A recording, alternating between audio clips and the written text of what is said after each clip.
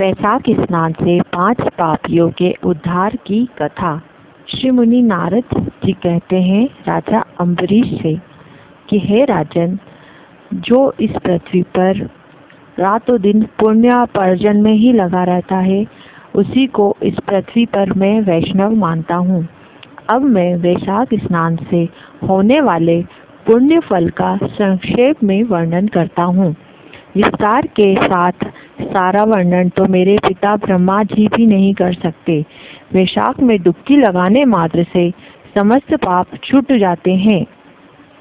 पूर्व काल की बात है, कोई मुनीश्वर तीर्थ यात्रा के प्रसंग में सर्वत्र घूम रहे थे। उनका नाम था मुनि शर्मा। वे बड़े धर्मात्मा, सत्यवादी, पवित्र तथा शम, दम एवं शांति धर्म से युक्त थे। वे प्रतिदिन पितरों का तर्पण और श्राद्ध करते थे। उन्हें वेदों और स्मृतियों का विधान का सम्यक ज्ञान था। वे मधुरवाणी बोलते और भगवान का पूजन करते रहते थे। वैष्णव के संसर्ग में ही उनका समय व्यतीत होता था। वे तीनों काल के ज्ञाता, मुनि, दयालु, अत्यंत तेजस्वी, तत्वज्ञानी और ब्राह्मण भक्त थे। वैशाख का महीना था। मुनि शर्मा स्नान के लिए नर्मदा के किनारे जा रहे थे। उसी समय उन्होंने अपने सामने 5 पुरुषों को देखा जो भारी दुर्गति में फंसे हुए थे। वे अभी अभी एक दूसरे से मिले थे। उनके शरीर का रंग काला था। वे एक बरगद की छाया में बैठे थे और पापों के कारण उद्विग्न होकर चारों ओर दृष्टिपात कर रहे थे। उन्हें देखकर द्विजवर मुनि शर्मा बड़े विस्मय में पड़े। वन में ये मनुष्य कहाँ से आए? इनकी चेष्टा बड़ी दयनीय है, किंतु इनका आकार बड़ा भयंकर दिखाई देता है। ये पाप भागी चोर तो नहीं है? विप्रवर मुनि शर्मा की बुद्धि बड़ी स्थिर थी। वे ज्यों ही इस प्रकार विचार करने लगे, उसी समय उपयुक्त 5 पुरुष उनके पास आए और हाथ जोड़कर मुनि शर्मा से बोले। उन पुरुषों ने कहा, विप्रवर, हमें आप कल्याणमय पुरुषोत्तम जान पड़ते हैं। हम दुखी जीव हैं। अपना दुख विचार कर आपको बताना चाहते हैं। द्विजराज, आप कृपा करके हमारी कष्ट कथा सुने। देववश जिनके पाप प्रकट हो गए हैं, उन दीन दुखी प्राणियों के आधार आप जैसे संत महात्मा ही हैं। साधु पुरुष अपनी दृष्टि मात्र से पीड़ितों की पीड़ाएं हर लेते हैं। मैं पांचाल देश का क्षत्रिय हूँ। मेरा नाम नरवाहन है। मैंने मार्ग में मोहवश बाण द्वारा एक ब्राह्मण की हत्या कर डाली। मुझसे ब्रह्म हत्या का पाप हो गया, इसलिए शिखा, सूत्र और तिलक से रहित होकर इस पृथ्वी पर घूमता हूँ और सबसे कहता फिरता हूँ कि मैं ब्रह्म हत्यारा हूँ। मुझ महापापी ब्रह्मघाती को आप कृपा की भिक्षा दें। इस दशा में पड़े हुए मुझे 1 वर्ष बीत गया है। मैं पाप से जल रहा हूँ। मेरा चित्त शोक से व्याकुल है तथा ये जो सामने दिखाई देते हैं, इनका नाम चंद्र शर्मा है। ये जाति के ब्राह्मण हैं। इन्होंने मोह से मलिन होकर गुरु का वध किया है। ये मगध देश के निवासी हैं। इनके स्वजनों ने इनका परित्याग कर दिया है। ये भी घूमते घामते देवात यहाँ आ पहुँचे हैं। इनके भी ना शिखा है ना सूत्र। ब्राह्मण का कोई भी चिन्ह इनके शरीर में नहीं रह गया है।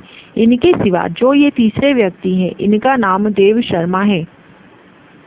स्वामीन, ये भी बड़े कष्ट में है। ये भी जाति के ब्राह्मण हैं, किंतु मोहवश वेश्या की आसक्ति में फंसकर शराबी हो गए। इन्होंने भी पूछने पर अपना सारा हाल सच सच कह सुनाया। अपने पथ में पापाचार को याद करके इनके हृदय में बड़ा संताप होता है। ये सदा मनस्ताप से पीड़ित रहते हैं। इनको इनकी स्त्री ने, बंधु बांधवों ने तथा गांव के सब लोगों ने वहां से निकाल दिया है। ये अपने उसी पाप के साथ भ्रमण करते हुए यहाँ आए हैं। ये 4थे महाशय जाति के वैश्य हैं। इनका नाम विदुर है। ये गुरु पत्नी के साथ समागम करने वाले हैं। इनकी माता मिथिला में जाकर वेश्या हो गई थी। इन्होंने मोहवश 3 महीनों तक उसी का उपभोग किया था, परंतु जब असली बात का पता लगा तो बहुत दुखी होकर पृथ्वी पर विचरते हुए ये भी यहाँ आ पहुँचे। हम में से जो ये 5वें दिखाई दे रहे हैं, ये भी वैश्य ही हैं। इनका नाम नंद है। ये पापियों का संसर्ग करने वाले महापापी हैं। इन्होंने प्रतिदिन धन के लालच में पड़कर बहुत चोरी की है। पातकों से आक्रांत हो जाने पर इन्हें स्वजनों ने त्याग दिया। तब ये स्वयं भी खिन्न होकर देवात यहाँ आ पहुँचे। इस प्रकार हम 5 महापापी एक स्थान पर जुट गए हैं। हम सबके सब दुखों से घिरे हुए हैं। अनेकों तीर्थों में घूम आए मगर हमारा घोर पातक नहीं मिटता। आपको तेजी से उद्दीप्त हो देखकर हम लोगों का मन प्रसन्न हो गया। आप जैसे साधु पुरुष के पुण्यमय दर्शन से हमारे पातकों के अंत होने की सूचना मिल रही है। स्वामिन, कोई ऐसा उपाय बताइए जिससे हम लोगों के पापों का नाश हो जाए। प्रभु, आप वेदार्थ के ज्ञाता और परम दयालु जान पड़ते हैं। आपसे हमें अपने उद्धार की बड़ी आशा है। मुनि शर्मा ने कहा, तुम लोगों ने अज्ञानवश पाप किया, किंतु इसके लिए तुम्हारे हृदय में अनुताप है तथा तुम सब के सब सत्य बोल रहे हो। इस कारण तुम्हारे ऊपर अनुग्रह करना मेरा कर्तव्य है।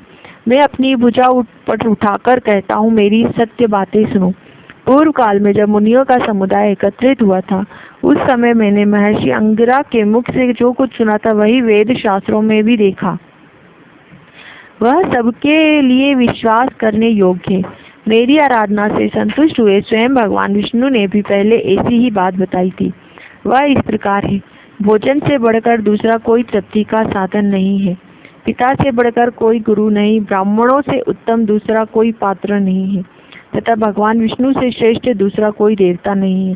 गंगा की समानता करने वाला कोई तीर्थ, गोदान की तुलना करने वाला कोई दान, गायत्री के समान जप, एकादशी के तुल्य व्रत, भार्या के सदृश मित्र, दया के समान धर्म तथा स्वतंत्रता के समान सुख नहीं है। गृहस्थ से बढ़कर आश्रम और सत्य से बढ़कर सदाचार नहीं है। इसी प्रकार संतोष के समान सुख तथा वैशाख मास के समान महान पापों का अपहरण करने वाला दूसरा कोई मास नहीं है। वैशाख मास भगवान मधुसूदन को बहुत ही प्रिय है। गंगा आदि तीर्थों में तो वैशाख स्नान का सुयोग अत्यंत दुर्लभ है। उसी समय गंगा, यमुना तथा नर्मदा की प्राप्ति कठिन होती है। जो शुद्ध हृदय वाला मनुष्य भगवान के भजन में तत्पर हो पूरे वैशाख भर प्रातः काल गंगा स्नान करता है, वह सब पापों से मुक्त होकर परम गति को प्राप्त होता है। इसलिए पुण्य के सारभूत इस वैशाख मास में तुम सभी पातकी मेरे साथ नर्मदा तट पर चलो और उसमें गोते लगाओ। नर्मदा के जल का मुनि लोग भी सेवन करते हैं। वह समस्त पापों के भय का नाश करने वाला है। मुनियों के यूं कहने पर वे सब पापी उनके साथ अद्भुत पुण्य प्रदान करने वाली नर्मदा की प्रशंसा करते हुए उसके तट पर गए। किनारे पहुंचकर ब्राह्मण श्रेष्ठ मुनि शर्मा का चित्त प्रसन्न हो गया। उन्होंने वेदोक्त विधि के अनुसार नर्मदा के जल में प्रातः स्नान किया।